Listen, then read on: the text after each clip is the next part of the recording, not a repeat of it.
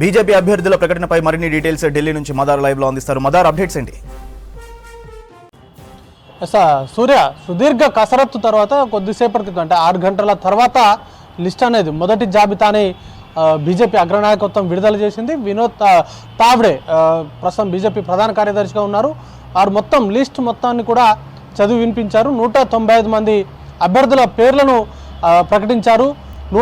16 రాష్ట్రాలకు సంబంధించి అలాగే 2 కేంద్ర పాలిత ప్రాంతాలకు సంబంధించిన అభ్యర్థులను అయితే ముందస్తుగానే ప్రకటించారు. షెడ్యూల్ రావడానికంటే ముందే 2-3 రోజుల నుంచి కూడా ప్రచారం నడుస్తూ ఉంది. సిఈసి కేంద్ర ఎన్నికల కమిటీ భేటీ తర్వాత ఏ క్షణాన్నైనా మొదటి జాబితా విడుదలవుతుందంటూ కూడా ప్రచారం జరిగింది. ఈరోజు దానికి సంబంధించి ఒక 100 నుంచి 125 స్థానాల వరకు విడుదల చేస్తారంటూ కూడా సాయంత్రం వరకు ప్రచారం జరిగింది. కానీ అంతకంటే ఎక్కువగా ఊహించిన దానికంటే ఎక్కువ స్థానాలను అయితే అనౌన్స్ చేశారు. మొత్తం నియోజకవర్గాల్లో 3వ వంతు అభ్యర్థులను అయితే ప్రకటించారు. మొదట వారణాసి నుంచి ప్రధాని నరేంద్ర మోడీ మరొకసారి బరిలో ఉంటారంటూ ఆయన పేరుతో అయితే మొదలుపెట్టారు. ఇక మొత్తంగా 195 మంది అభ్యర్థులకు సంబంధించిన జాబితాను అయితే విడుదల చేశారు.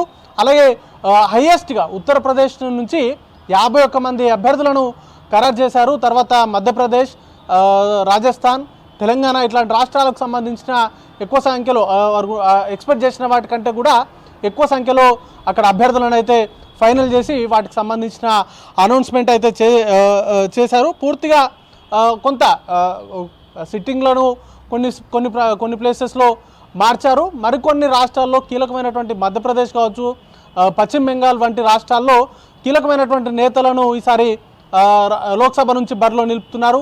మాజీ ముఖ్యమంత్రి శివరాజ్ సింగ్ చౌహాన్ ఈసారి విదిశా నుంచి ఆయన్ని లోక్సభ బరిలో ఉంచారు. ఆయన ప్రస్తుతం ఎమ్మెల్యేగా ఉన్నారు. ఆయన్ని లోక్సభ ఎన్నికల్లో పోటీకి పెడతారు. నెక్స్ట్ సువేందు అధికారి, ఆయన పశ్చిమ బెంగాల్లో ప్రస్తుతం ఎమ్మెల్యేగా ఉన్నారు.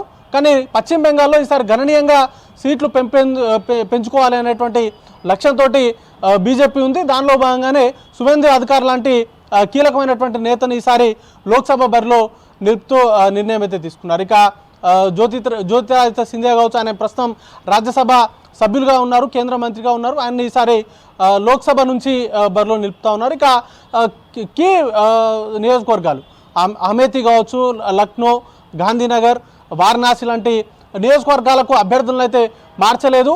అలాగే సామాజిక వర్గాలను కూడా కూర్పు చేస్తూ ఈ మొదటి జాబితానైతే విడుదల చేశారు. ఓబీసీలకి ఈసారి ఇచ్చినటువంటి లిస్టులో సుమారు 57 మంది అభ్యర్థులు ఓబీసీకి సంబంధించిన అభ్యర్థులు ఉన్నారు. ఎస్సీ ఎస్టీలకు కూడా 27 ఎస్సీ నియోజకవర్గాలకు సంబంధించిన అభ్యర్థులను ప్రకటించారు. 18 ఎస్టీకి సంబంధించిన అభ్యర్థులను ప్రకటించారు. 28 మంది మహిళలకు ఈసారి చోటు అనేది కూడా కల్పించారు. ఇక రానున్నటువంటి లిస్టులో మిగతా వాటిని అకామిడేట్ చేస్తామంటూ కూడా బీజేపీకి సంబంధించిన అగ్రనాయకత్వం నుంచి అయితే సమాచారం అంతా ఉంది. కీలకంగా ఈరోజు లిస్టు విడుదల చేసేటువంటి సందర్భంలోనే ఈసారి ఎన్నికలకు సంబంధించి బీజేపీ టార్గెట్ ముఖ్యంగా 370 పైచీలకు స్థానాలు గెలవడమే టార్గెట్గా పెట్టుకున్నట్టుగా ప్రకటించారు. ఎన్డీఏ కూటమిగా 400 పైచీలకు స్థానాలు గెలవడమే లక్ష్యంగా పెట్టుకొని ఈసారి ఎన్నికలకు వెళ్తున్నట్టుగా ప్రకటించారు. దానికి తగ్గట్టుగానే అభ్యర్థులకు సంబంధించిన కసరత్తుని సుమారు మొన్న 29వ తారీఖు అర్ధరాత్రి సమయంలో 5 గంటల పాటు చర్చించారు. ఆ తర్వాత 2-3 రోజుల నుంచి కూడా పార్టీకి సంబంధించిన ముఖ్య నేతలు ఇంటర్నల్గా సమావేశాలు నిర్వహిస్తున్నారు.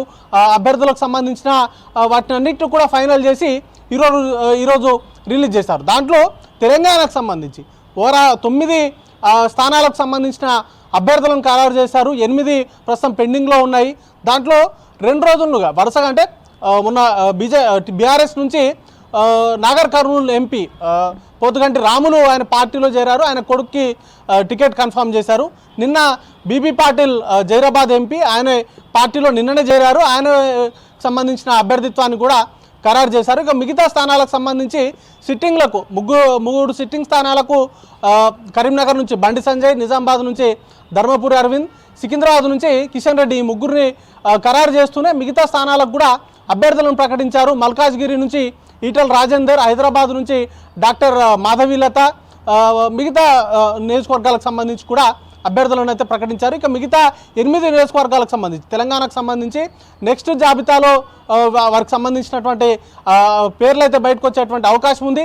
ఆదిలాబాద్కు సంబంధించి మొదటి నుండి కూడా చర్చ నడిచింది. అక్కడ అభ్యర్థిని మారుస్తారనేటువంటి ప్రచారం జరిగింది. అయితే ప్రధాని 4వ తారీఖున రాబోతున్నారు కాబట్టి ఆ సందర్భంగా ఆయనకు సీట్ ఇచ్చేటువంటి అవకాశం ఉంటుందేమో అని భావించినప్పటికీ ఆ ఆదిలాబాద్కు సంబంధించిన క్యాండిడేట్కి సంబంధించి మాత్రం ప్రస్తుతానికి పెండింగ్లోనే ఉంచారు. ఇక మహబూబ్ నగర్ కూడా అభ్యర్థిత్వానికి సంబంధించి ఇంకా ఖరారు చేయలేదు. అక్కడ నుంచి 3 నాయకులు డీకే అరుణ, అలాగే జితేందర్ రెడ్డి, శాంతి కుమార్, ఈ 3 కూడా పోటీ పడుతూ ఉన్నారు. ఆ 3లో ఒకరికి ఫైనల్ చేసేటువంటి అవకాశం ఉంది.